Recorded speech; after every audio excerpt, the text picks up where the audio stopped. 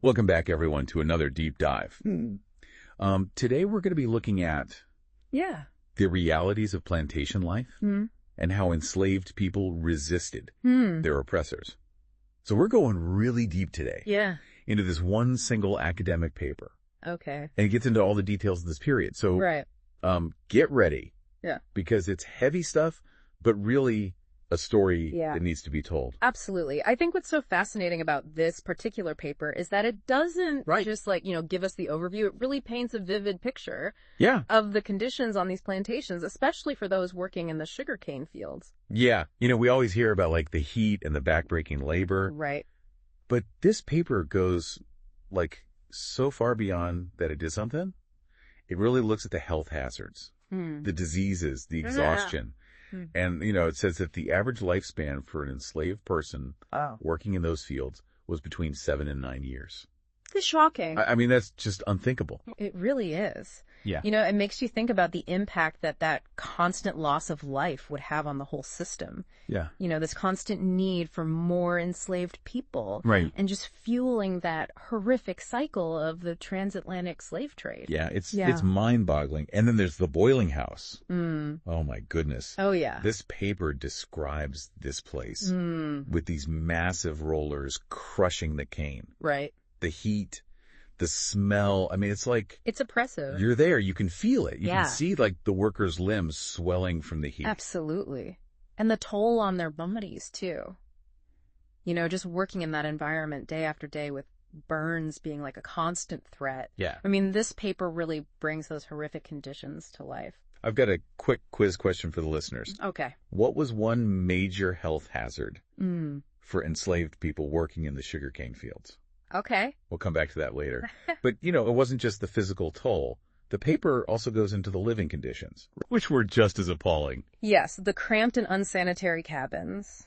A constant threat of malnutrition. Right. And for women, the added horror of sexual abuse. The level of dehumanization is just staggering. Yeah, it's hard to even wrap your head around it. It is. And then on top of all of this, you have the punishments used to control the enslaved population. Well, the paper details some really chilling methods.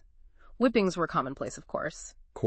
But they also had these iron collars that were designed to prevent sleep. Wow. Branding with hot irons. And, always looming over everything was the threat of execution. Right. Especially for any act of rebellion. Yeah. And it's clear that these punishments weren't just about inflicting pain. No. They were about crushing any spark of hope, any thought of resistance. It was a system built on terror. Absolutely. And, it's a chilling reminder of the lengths to which the plantation system went to maintain control and, to profit from this horrific exploitation of human beings. It's just unbelievable. Yeah. But what really struck me about this paper is that despite all of that, it shows this incredible story of resistance. Yeah. It wasn't always these grand uprisings or anything like that. Right. Sometimes it was just these quiet, subtle acts of defiance. That's what I find so incredible. Even in the face of that oppression, right? The human spirit just finds a way to push back. It does. So can you give us some examples from the paper? What did those acts of resistance look like? Well, there were things like working slowly. Okay. Intentionally misunderstanding instructions, breaking tools. Oh. Things like that. Oh. They might seem small. Yeah. But there were ways to kind of disrupt the efficiency of the plantation. Right. Exert some control in a system that was seeking to control every aspect of their lives. Yeah, it's like finding those tiny cracks of light in the darkness. Exactly. And those acts of defiance, however small, must have been so important. For maintaining some sense of self. Absolutely. Some sense of hope. And the paper also talks about the importance of education as a form of resistance. Enslaved people who were able to learn to read and write. Right. They were gaining this powerful tool for empowerment, for communication, for challenging the system. That's so powerful. Yeah. Okay, listeners, I got another question for you. Yeah. Besides slowing down work. Yeah.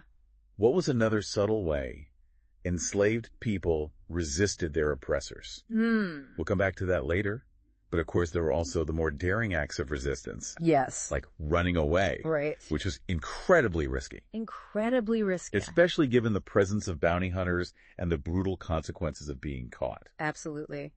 The paper actually mentions stories of people escaping to maroon communities, which were these settlements of runaway slaves. Right. They were carving out these spaces of freedom in a world that denied them that basic...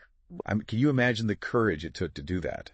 It's hard to fathom. And then, of course, there were the uprisings, the violent revolts against the entire system. Right. Those must have been incredibly difficult to organize. Oh, absolutely. Given the power imbalance. The paper points out the disparity in weaponry, for example.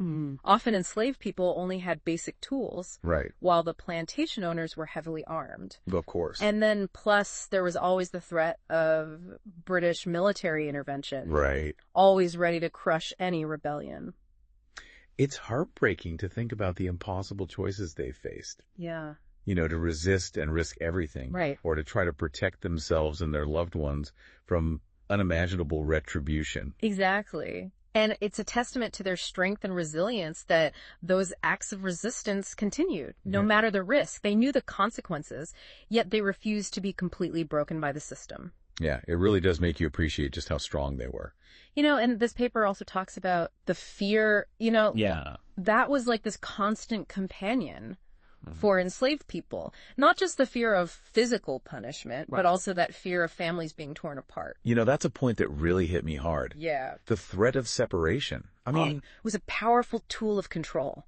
Wow. You know, plantation owners knew that the bond between family members was a source of strength. Right. So they would use that against them. Oh, wow. You know, threatening to separate mothers from children, husbands from wives. It's just, I mean, it was a cruel and calculated tactic to maintain control. So we've got this picture of just unimaginable hardship. Yeah. Brutality, and yet this incredible spirit of resistance. Right. It's both horrifying and inspiring at the same time. It really is. All right, let's see if our listeners were paying attention. Okay. What was one way that plantation owners used the fear of separation to control enslaved people? I'll give you a minute to think about that one. But, you know... It's a complex and difficult history. Yeah. But one that we need to confront and learn from. Absolutely. And, you know, I think what I find so fascinating is that this paper doesn't just recount the facts. Right. It delves into the emotional, psychological impact of the plantation system. Yeah.